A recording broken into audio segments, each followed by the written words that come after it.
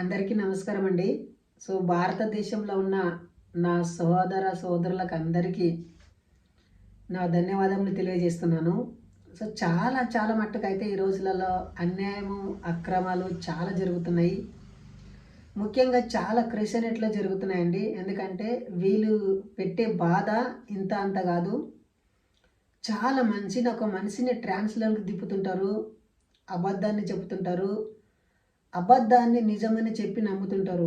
కొత్తగా కన్వర్ట్ అయిన విశ్వాసులు వీళ్ళేం చేస్తారంటే ఒక లక్ష్యం పెట్టుకొని ఉంటారు.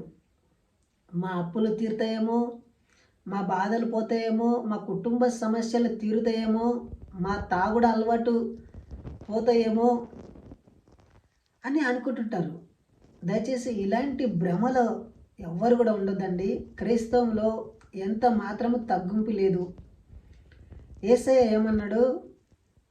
నీ ఎడల నీవు ఎవరికైనా తప్పిదం చేస్తే నీవు అర్పణము తీసుకొని పోయేటప్పుడు నీ అర్పణము అక్కన పెట్టి మొదట వెళ్ళి నీ సోదరునికి క్షమాపణ అడుగు అని ఉంటుంది. అంటే భారతీయులంతా నా సోదరులు అని మనం ప్రమాణం చేసుకుంటాం కదా. అంటే భారతీయులమంతా ఒక సోదర భావంతో కలిగి ఉందామని ఒక ఉద్దేశం. ఈ క్రైస్తవులకు యేసుక్రీస్తు ఏమన్నాడు? నీ సోదరుని ఎడల తప్పిదము కలిగిన ఎడల మొదట వెళ్ళి క్షమాపణ అడుగు, ఆ తర్వాత నా దగ్గరికి రా అంటానని యేసయ్య అన్నాడు. వీళ్ళు ఏం చేశారంటే తగ్గేదిలే అన్నట్టు ఎవ్వరు కూడా తగ్గరు. నీవింత అంటే నేను ఇంత, మాటకు మాట ఇలా రెచ్చుకొని కొట్లాడే స్థాయికి వెళుతున్నారు. ఈ మధ్య శాలేము రాజు అనే ఒక పాస్టర్ ఉన్నాడు. ఇతను ఏమన్నాడంటే చర్చ్ ముందర ఎవరో పూల బండ్లు పెట్టుకున్నాడంట. ఆ పూల బండికి ఒక పాస్టర్ అన్నంట, అరే నీ చర్చ్ ముందర ఎందుకు పెట్టుకున్నారో పూల బండి, ఇక్కడ ఎవరు కొనరు, పువ్వులు పెట్టుకొని బజారు తిరిగేట్లాక ఇక్కడ బజారు సంబంధులు ఉండలేరు, ఇక్కడ పరిశుద్ధాత్మ సంబంధులు ఉంటారు అని చెప్తున్నాడు. ఆ మాట వెంటనే చప్పట్లు కొడుతున్నారు జనాలందరూ. చూడండి, జనాలకు ఏమి నేర్పించలే, అనవసరమైన టాపిక్ తీసుకొచ్చాడు. అక్కడ పువ్వులు పెట్టుకున్న రాదా అంటున్నాని చెప్పడానికి నువ్వు అక్కడ ఉండవా? వాక్యం చెప్పడానికి ఉండవా? బైబిల్ ఏం చెప్తుంది? నీ ముఖం చూసి నీ వెలుగు చూసి నన్ను గనపరచలే, నీ ప్రవర్తన చూసి నీ నడవడి చూసి నన్ను గనపరచటట్లు నువ్వు ఉండాలని బైబిల్ చెప్తుంది. బైబిల్లో ఎంత కొంత మంచి ఉంది, ఆ మంచి వచనాలు బోధించు. నువ్వు పూలు పెట్టుకునకు, నువ్వు చీర కట్టుకునకు, నువ్వు గాజులు తొడుకునకు, నువ్వు బొట్టు పెట్టుకునకు, నువ్వు తాళి కట్టుకునకు, ఇట్లా రకరకాలుగా బోధించే వ్యక్తులు ఉండరు. చాలామంది అమాయకులకు పెళ్లి కూడా చేసుకున్నారు. అలాంటి పౌలు ఏమంటాడు? పెళ్లి చేసుకునకుండా ఉంటేనే మంచిది, ఒకవేళ మీకు మనసు తట్టుకోలేకుంటే పెళ్లి చేసుకోవచ్చు అంటున్నాడు. బైబిల్ డైరెక్ట్గా పెళ్లి చేసుకున్నదని డిక్లేర్ ఇచ్చింది. మానవత్వం ఎటువైపు పోతుంటుంది. కొత్తగా జాయిన్ అయిన విశ్వాసి నా కష్టాలు తీరుతాయి, నా బాధలు తీరుతాయి, నా కన్నీరు తీరుతాయి, నా అప్పులు తీరుతాయి, నా రోగం పోతుంది, నా తాగుడు అలవాటు పోతుంది అంటే ఒక ఆశ కలిగి వస్తాడు. ఈతని ఆశ ఇది ఉంటుంది, నేను బాగుపడతాను. కానీ పాస్టర్ ఆశ ఏముంటుంది తెలుసా? చందాలు వస్తాయి, దశమాన్స్ వస్తాయి, దాని ద్వారా నేను బంగ్లా మీద బంగ్లా కట్టి కార్లో తిరిగి లగ్జరీ లైఫ్ జీవిస్తానని అతను అనుకుంటాడు. మధ్యలో బాధపడేది ఎవరు? హిందువులే కదా. ఇప్పుడు హిందూ సోదరులు క్రిస్టియన్ సోదరులని తిట్టవలసిన అవసరం ఏమొచ్చింది? వాళ్ళ ప్రార్థన వాళ్ళు చేసుకుంటే వీళ్ళు గమ్ముగా ఉంటారు, వీళ్ళు గమ్ముగా ఉండలేరు. మీరు నమ్ముకున్న దేవతలు మట్టివి, రాళ్ళవి, విగ్రహాలు. నోరుండి కూడా మాట్లాడవు, కళ్ళుండి కూడా చూడవు, పాదములుండి కూడా నడవవు, ముక్కుండి కూడా వాసన చూడవు. ఇలా రకరకాలైన టార్చర్ పెడుతుంటే హిందువులు చూసి ఊకేనుండాలనా? ఇప్పటికే చాలామంది అన్యాయాల పాలై, అక్రమ పాలై చాలామంది బాధపడుతున్నారు. క్రైస్తవుడు నడవవలసిన నడవడి సరిగ్గా నడిస్తే ఎలాంటి గొడవలు ఉండలేవు. వీళ్ళు ఏం చేస్తారంటే క్షమాపణ సచ్చిన చెప్పరు, తగ్గింపు మనసు లేకుంటుంది. తగ్గిన చోటే చిన్నపోతారా?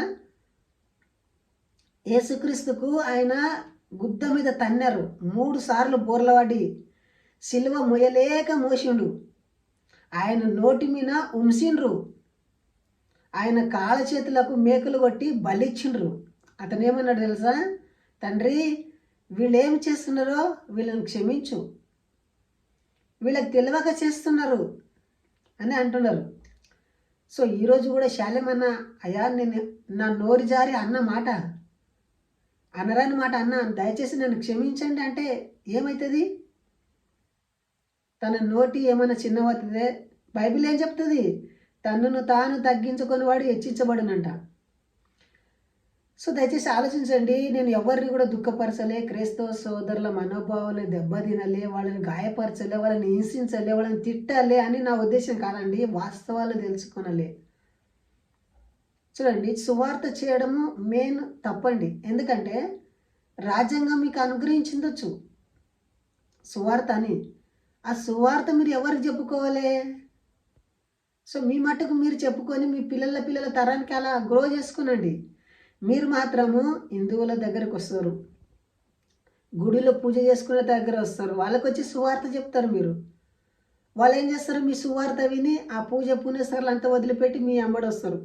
మీ అంబడి వచ్చిన తర్వాత ఒక భార్య భర్తలు విరుద్ధమవుతారు.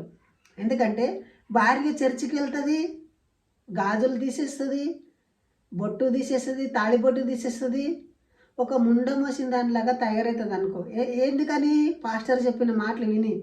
అప్పుడు భర్తకు నచ్చది, వాళ్ళిద్దరి మాటలు చిచ్చులు పెట్టినట్లే కదా. సో దయచేసి ఆలోచించండి. క్రైస్తవులు అప్రమత్తంగా ఉండి మీరు ఏం చేస్తే మీరు ప్రార్థన చేసుకొని మీ ఇంట్లో ప్రార్థన చేసుకోనండి. ఒకవేళ మీ యేసయ్యకి శక్తి, ధైర్యము, సామర్థ్యం ఉంటే ఆటోమేటిక్గా మారిపోతారు. చూడండి, మీరు వెళ్ళి ఎందుకని హిందువులకు సువార్త చెప్పి అనవసరమైన తిట్లు తిని, అనవసరమైన దెబ్బలు తిని ఎందుకు ఒక సైకోగాళ్ళగా తయారవుతారు మీరు? సో దయచేసి ఆలోచించండి. మీరు ఎలాంటి ప్రోడక్ట్కి గురవుతున్నారు, పాస్టర్ ఎలా మోసం చేస్తుంటారు. ఒక సమాజం ఒక అండర్స్టాండింగ్కి రావాలి, ఒకరినొకరు అర్థం చేసుకొని సంజయించి ఉండాలని కోరుతున్నా. ఒకవేళ ఈ వీడియో కానీ మీకు నచ్చితే లైక్ చేసి సబ్స్క్రైబ్ చేయడం మర్చిపోకండి. సో మీకు ఏమైనా డౌట్లు ఉన్నా డిస్క్రిప్షన్లో నా ఫోన్ నెంబర్ ఉంటుంది, కాల్ కూడా చేయండి. సో కమెంట్ చేయడం మర్చిపోకండి. జై హింద్, వందే మాతరం.